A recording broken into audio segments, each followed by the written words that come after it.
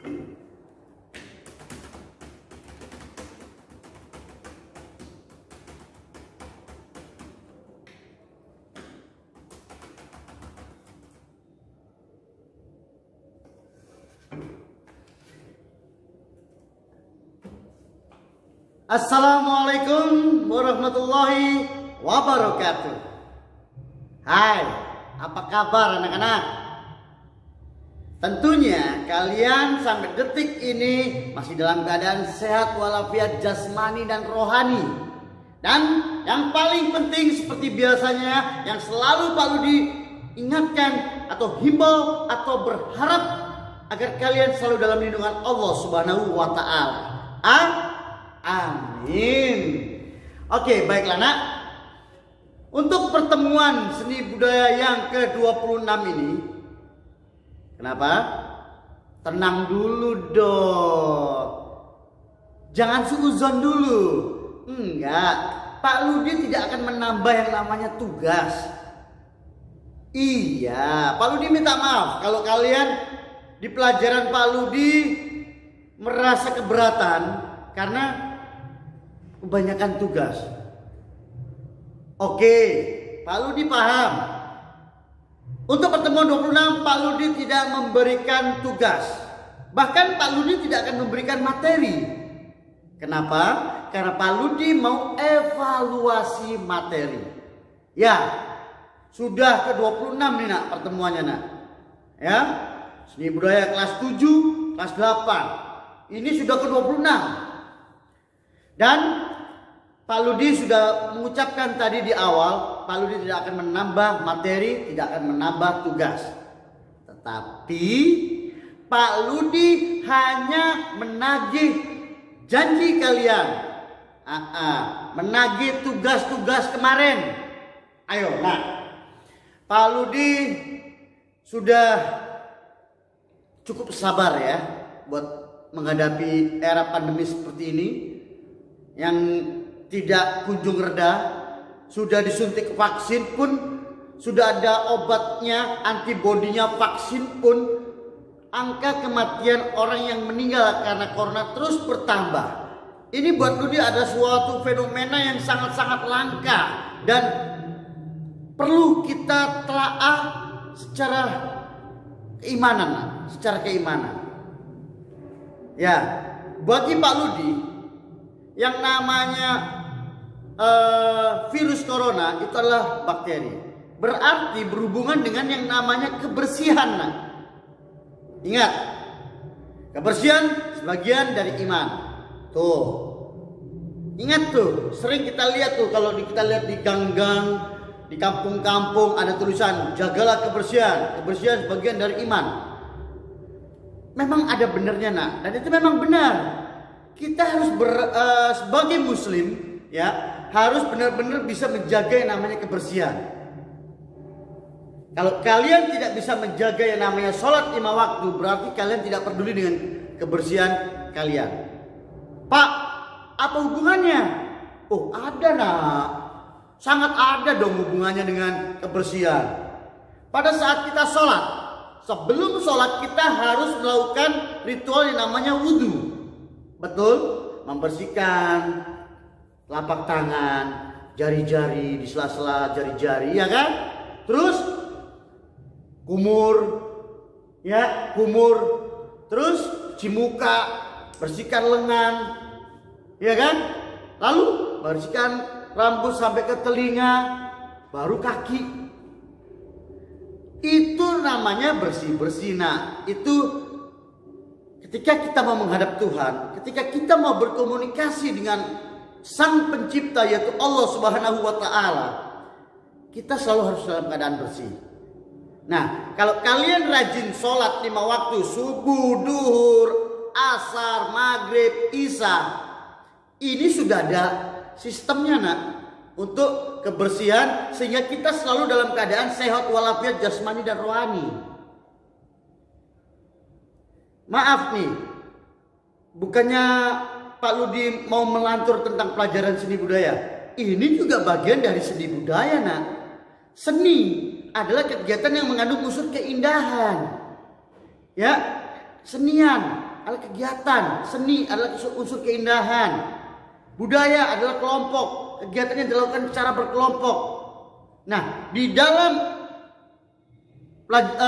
agama Islam kita diajarin untuk seni berkelompok, sholat berjamaah, menjaga kebersihan, menjaga kesehatan, baik mulai pikiran, semuanya kita diajarin. Nah, gerakan-gerakan sholat itu juga salah satu bagian dari menjaga kesehatan kita. Jadi masih ada hubungannya dengan seni budaya.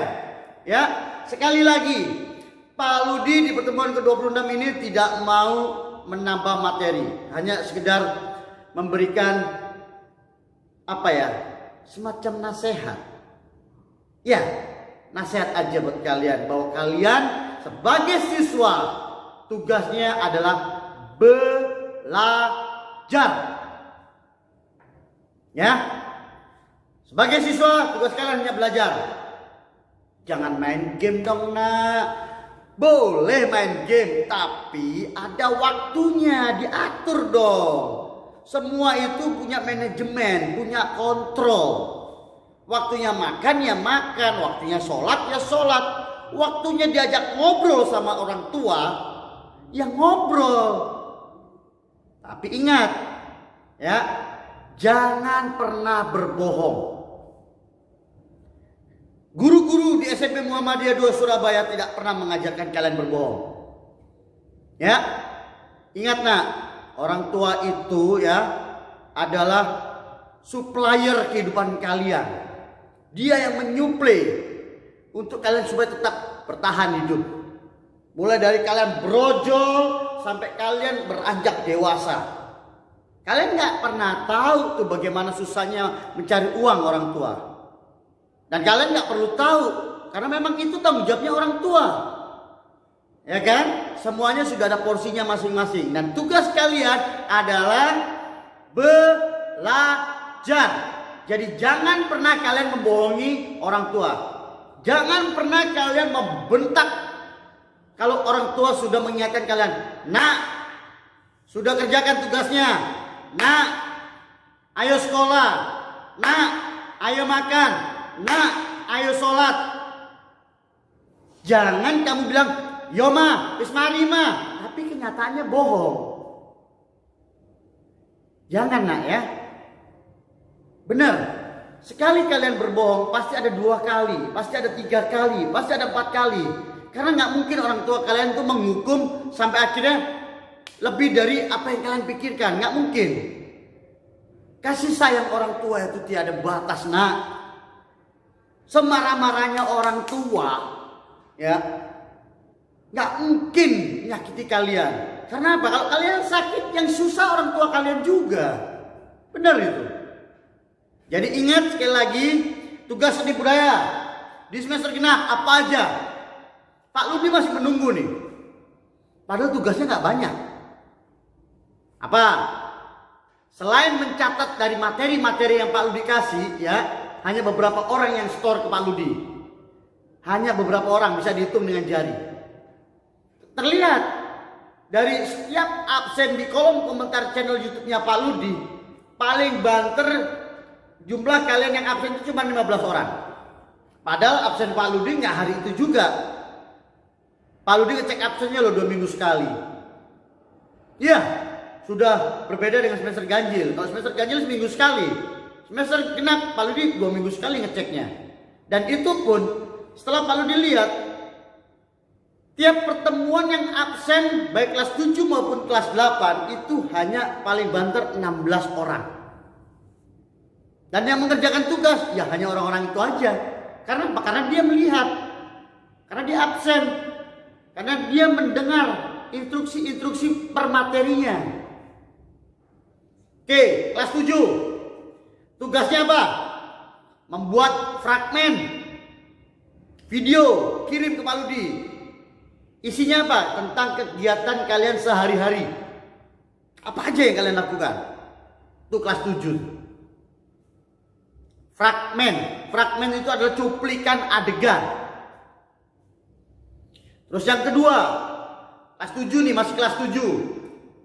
Mencatat soal-soal pelatihan pertengahan semester genap.